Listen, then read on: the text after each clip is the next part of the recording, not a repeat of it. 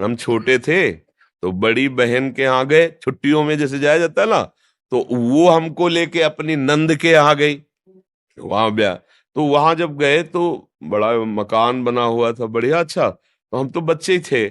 तो उसके जो पति थे वो एक कमरे में, सड़े से कमरे में पड़े थे। तो ऐसे से बुलाया, नजदीक गए।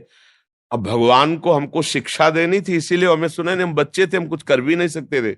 उनका बच्चा अपनी पत्नी को संकेत, ये बहुत दुष्ट है।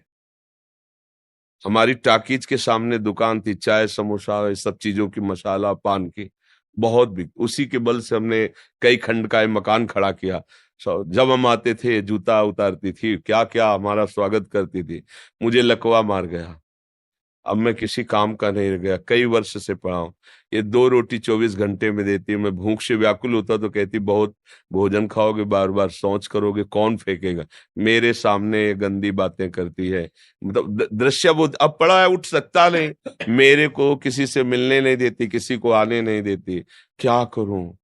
उस समय मुझे कुछ खेल खेल में हम चल दिए, लेकिन जब हम बाबा जी बने चिंता की आए, वो बात आई कि यार संसार का इतना, वो बढ़िया उदाहरण लगा कि जब वो बलवान था, कमा रहा था, तो आते ही जूते मोजे उतारे जाते थे, और जब वो लकवा मार गया तो उसी के सामने उसके प्यार की धज्जियां उड़ाई जाती है, और उसको भरपेट भोजन उसी की कमाई का उसको नहीं। ये संसार है, अपने सुख के लिए सारी बातें हैं,